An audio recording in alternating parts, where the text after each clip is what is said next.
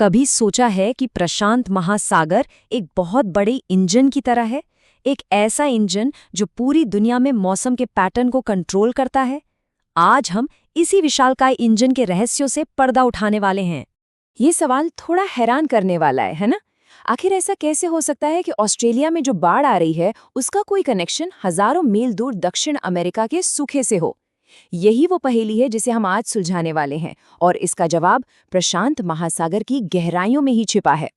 और जवाब का नाम है एल नीनो सदर्न ऑसिलेशन, या शॉर्ट में कहें तो ENSO। देखिए, ये प्रशांत महासागर में हर कुछ सालों में होने वाली एक असामान्य घटना है, और इसमें इतनी ताकत है कि ये हमारे पूरे ग्रह के मौसम को उलट पुलट कर सकती है। ठीक है, तो चलिए इसे ठीक से समझते हैं। इस असामान्य स्थिति को जानने के लिए पहले हमें ये समझना होगा कि सामान्य क्या है। मतलब, जब कोई एल नीनो या ला नीना नहीं होता, तब प्रशांत महासागर आखिर काम कैसे करता है। ये जो आप देख रहे हैं, ये है प्रशांत का वो नॉर्मल इंजन, जिसे वॉकर सेल कहते हैं। ये हवा का एक बहुत बड़ा सर्कुलेशन सिस्टम है जो प्रशांत महासागर के ऊपर एक कन्वेयर बेल्ट की तरह लगातार चलता रहता है, और यही सामान्य हालात की जड़ है। तो ये पूरा साइकिल काम कैसे करता है, समझिए। सबसे पहले ट्रेड विंड्स यानी व्यापारिक हवाएं लगातार चलती हैं और समुद्र की सतह के गर्म पानी को पूर्व यानी दक्षिण अमेरिका से पश्चिम की तरफ इंडोनेशिया और ऑस्ट्रेलिया की ओर धकेलती हैं। फिर पश्चिमी प्रशांत का पानी गर्म हो जाता है। ये गर्म पानी अपने ऊपर की हवा को भी गर्म और नम कर देता है। ये गर्म हवा हल्की होने के कारण ऊपर उठती है, बादल बनाती है, और फिर वहां खूब बारिश होती है। और आखिर में ऊपर वायुमंडल में ये सूखी हवा वापस पूर्व की ओर लौटती है और दक्षिण अमेरिका के तट पर ठंडी होकर नीचे बैठ जाती है, जिससे वहां सूखा मौसम बना रहता है।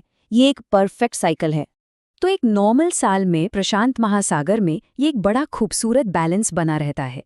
पश्चिम में गर्म, नमी वाला और कम दबाव का क्षेत्र, जबकि पूर्व में ठंडा, सूखा और ज्यादा दबाव का क्षेत्र। सब कुछ एकदम अपनी सही जगह पर। चलिए अब देखते हैं कि ये बैलेंस बिगड़ता कैसे है। पहले बात करते हैं ला नीना की। आप इसे ऐसा समझ सकते हैं कि ये नॉर्मल कंडीशन का ही एक सुपर पावर वाला वर्जन है। ये कोई नई चीज नहीं है, बल्कि वही नॉर्मल प्रोसेस और ज्यादा तेज हो जाता है। सीधे शब्दों में कहें तो ला नीना तब होता है जब सामान्य प्रक्रियाएं और ज्यादा मजबूत हो जाती हैं, मानो किसी ने इंजन की पावर को फुल कर दिया हो। तो ला नीना के दौरान होता क्या है? व्यापारिक हवाएं और भी ज्यादा तेजी से बहने लगती हैं, जिससे पश्चिम की तरफ और भी ज्यादा गर्म पानी इकट्ठा हो जाता है। इससे पश्चिमी और पूर्वी प्रशांत के बीच तापमान का फर्क और भी बढ़ जाता है। नतीजा, पूरा वॉकर सेल सिस्टम सुपरचार्ज हो जाता है। इस डायग्राम में देखिए, हवा के बहाव की बढ़ी हुई ताकत साफ पता चल रही है। इसकी वजह से पश्चिमी प्रशांत में और भी ज्यादा बारिश होती है और पूर्वी प्रशांत में और भी सूखा पड़ता है। मतलब ये नॉर्मल स्थिति का ही एक बढ़ा चढ़ा यानी एग्जैजरेटेड रूप है। अब सिक्के के दूसरे पहलू की बात करते हैं। अगर ला नीना नॉर्मल का सुपरचार्ज्ड वर्जन है, तो फिर एल नीनो क्या है? ये बिल्कुल उल्टा है। इसे समझने का सबसे आसान तरीका ये है, उलट गया एल नीनो। बस यही एल नीनो का पूरा कॉन्सेप्ट है। पूरा का पूरा सिस्टम ही पलट जाता है।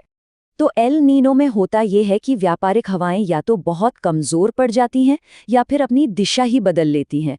इसकी वजह से पश्चिम में जो गर्म पानी जमा था वो वापस पूर्व की ओर यानी दक्षिण अमेरिका के तट की तरफ बहने लगता है।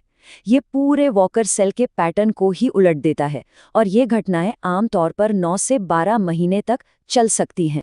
तो प्रशांत महासागर में हो रही इस उथल-पुथल से आखिर क्या फर्क पड़ता है? फर्क बहुत बड़ा पड़ता है, क्योंकि इसका असर सिर्फ प्रशांत तक ही सीमित नहीं रहता।